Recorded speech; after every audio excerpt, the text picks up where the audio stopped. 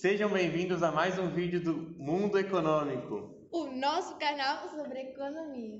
No vídeo de hoje falaremos sobre os gastos do governo e como ele interfere no mundo das empresas. Bom, mas o que são gastos do governo, Isa?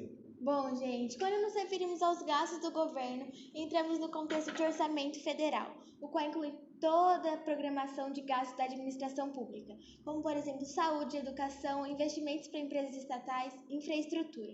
Para que seja possível planejar os gastos, o governo precisa estimar quanto que ele vai arrecadar para que ele possa custear as despesas do ano seguinte. Além disso, Isa, é bom ressaltar que eles representam a direção que o país tem caminhado, pois é através do orçamento federal que são determinadas as áreas e quanto dinheiro será gasto em cada uma. Ou seja, um aumento dos gastos do governo implica no aumento dos impostos, para conseguir o dinheiro suficiente para esses novos gastos.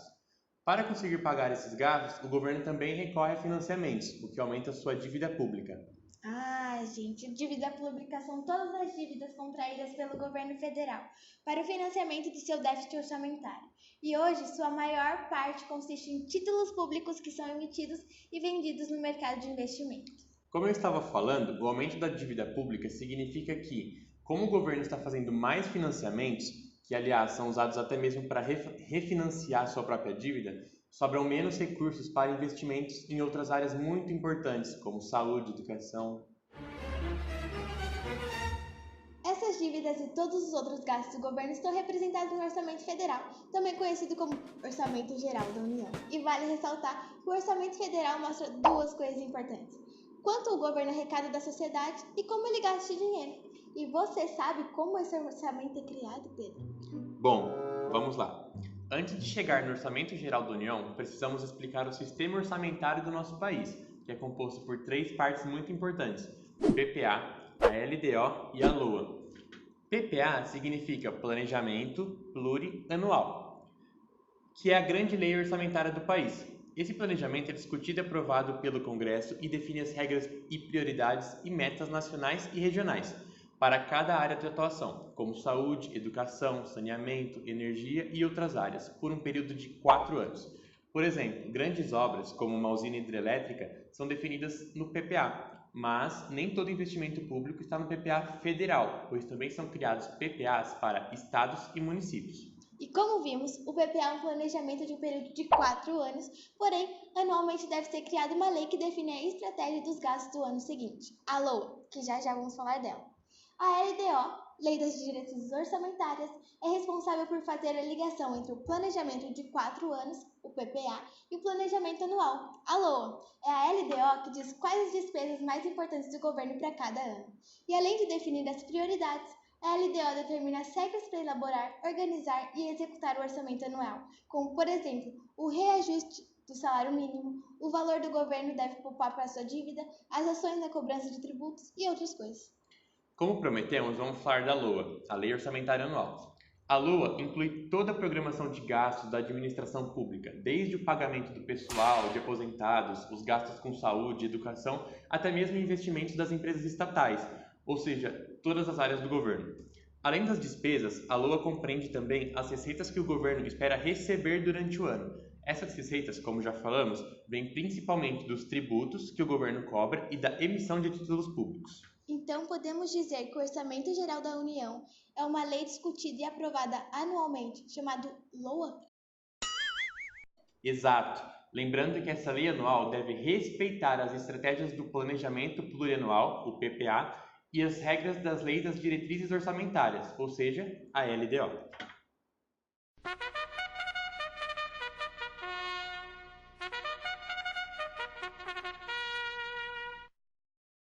Como nosso foco nesse vídeo é falar sobre as influências dos gastos governamentais nas tomadas de decisões das empresas, vamos falar um pouquinho mais a fundo sobre esse tema e convidamos 2 representantes de 2 empresas diferentes para responder perguntas que fizemos sobre o assunto para que possamos facilitar a compreensão de vocês com base em exemplos reais. Primeiro é o Rodrigo, diretor de marketing da BIC, e a Natália, chefe de vendas do e-commerce da P&G. O nosso convidado Rodrigo, diretor de marketing da BIC, respondeu as seguintes perguntas. Como os gastos do governo influenciam as tomadas de decisões das empresas e como os gastos governamentais influenciam os investimentos públicos e a política de incentivo. Confira agora a resposta do nosso convidado e em seguida nosso comentário sobre as questões. Bom dia pessoal, tudo bem? Meu nome é Rodrigo Iazzi, eu estou no mercado aí na área de marketing há mais de 20 anos, quase 20 anos, e hoje eu sou diretor de marketing da BIC Brasil, empresa francesa que atua no Brasil há mais de 60 anos, né, com seus produtos icônicos, os isqueiros, as canetas, os barbeadores, depiladores. Acho que todo mundo conhece, né? Quem nunca teve uma BIC. Bom, falar um pouco a pergunta do Ashish sobre iniciativas públicas, políticas públicas, gastos públicos, como que isso impacta o dia a dia aqui de uma organização como a BIC, uma multinacional.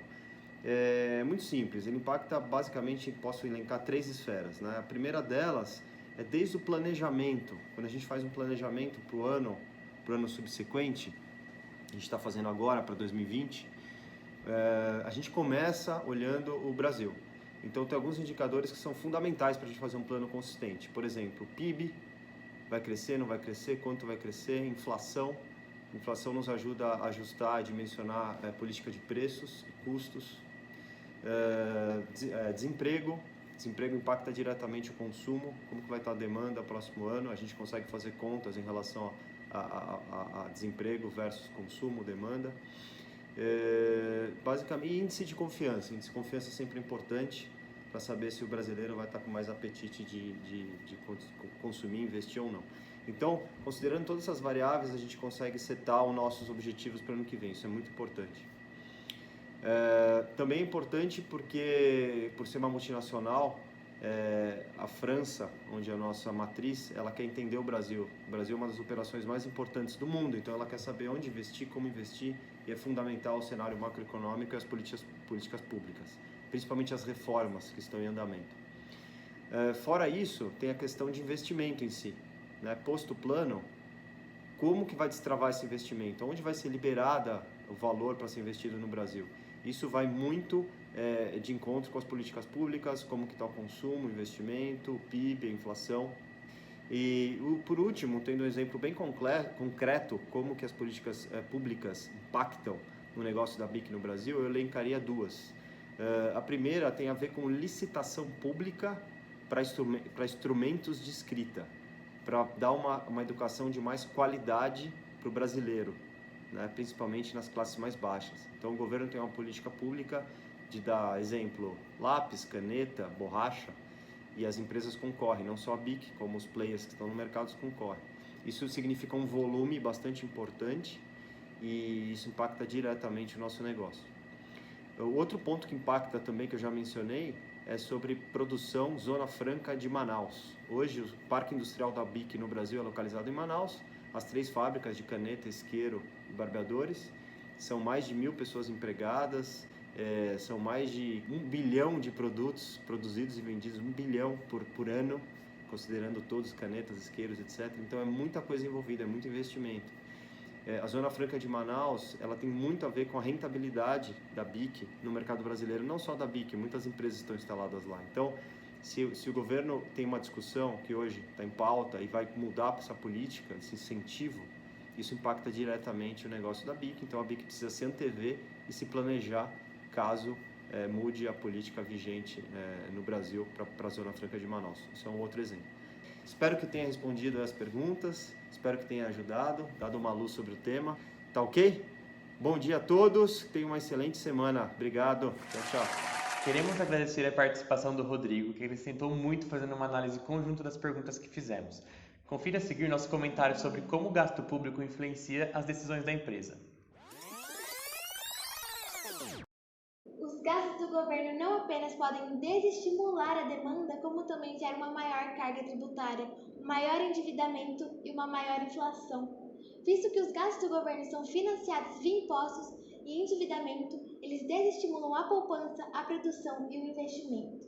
Maior gasto público significa a curto ou longo prazo maior carga tributária, e a maior parte de tudo que o governo gasta foi antes retirado da sociedade.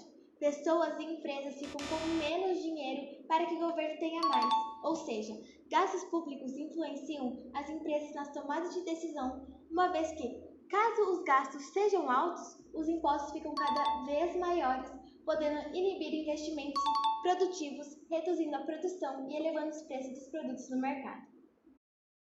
Oh, hell no! Sabemos que nos últimos 10 anos, os investimentos públicos e privados do Brasil caíram de uma forma muito grande, podendo ser comparado com o patamar que se encontrava nos últimos 50 anos.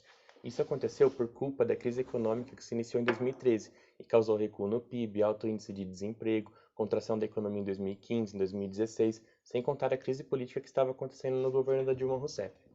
Por conta disso, ocorreu uma grande queda nos investimentos, principalmente no setor privado, seguido por empresas públicas e, por fim, governos centrais, estaduais e municipais. Esse desinvestimento que aconteceu e ainda está acontecendo no nosso país fez com que os governos tentassem alternativas para encontrar possíveis soluções ou melhoria nos números de investimento. Uma dessas principais saídas são os incentivos fiscais, que têm o objetivo de facilitar o aporte de capitais em determinadas áreas através da cobrança de menos impostos ou até mesmo de sua não cobrança.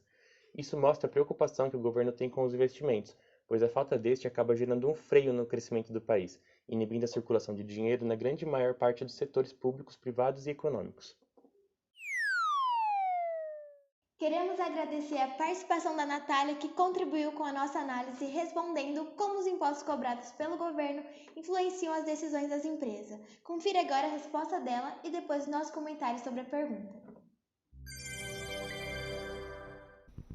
Oi pessoal, meu nome é Natália e eu sou gerente comercial na P&G e eu recebi uma pergunta aqui de vocês sobre como os impostos cobrados pelo governo influenciam nas decisões da empresa.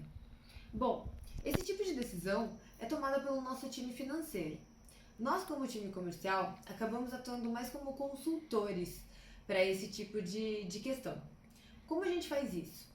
Muitas vezes, devido ao impacto de impostos, muda o custo de um produto.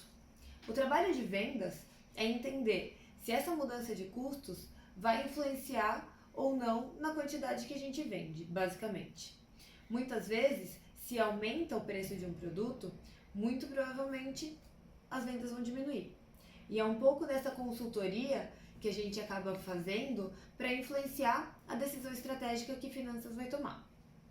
Além disso, pensando aí em outro campo, vendas acabam influenciando também quando a gente pensa, por exemplo, em importação de produtos.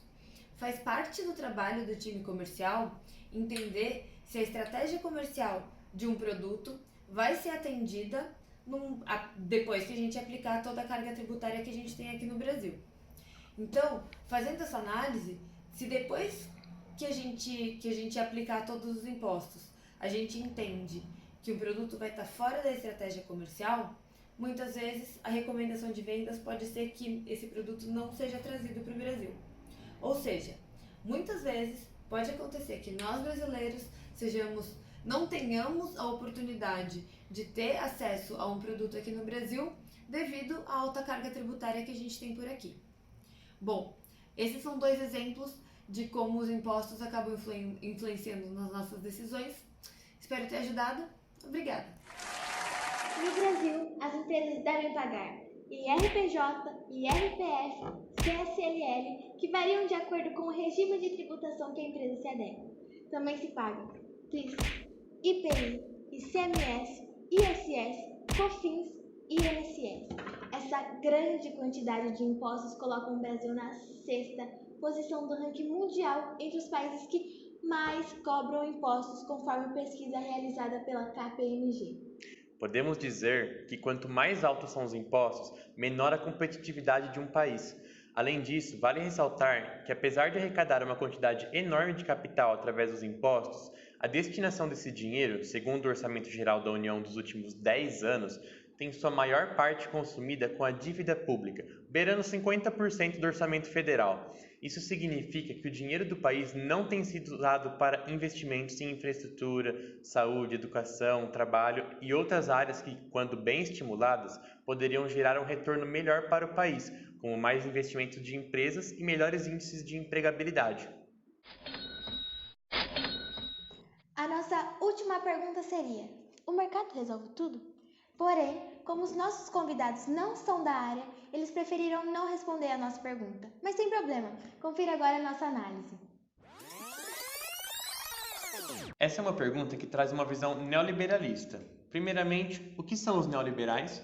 São defensores de políticas de liberalização econômica, como, por exemplo, privatizações, austeridade fiscal, desregulamentação, livre comércio, corte de despesas governamentais, a fim de reforçar o papel do setor privado na economia. São as pessoas que, em tese, não estariam muito preocupadas com as causas dos problemas sociais e acham que o mercado deve prevalecer acima de tudo. E só para reforçar, gente, que é em tese.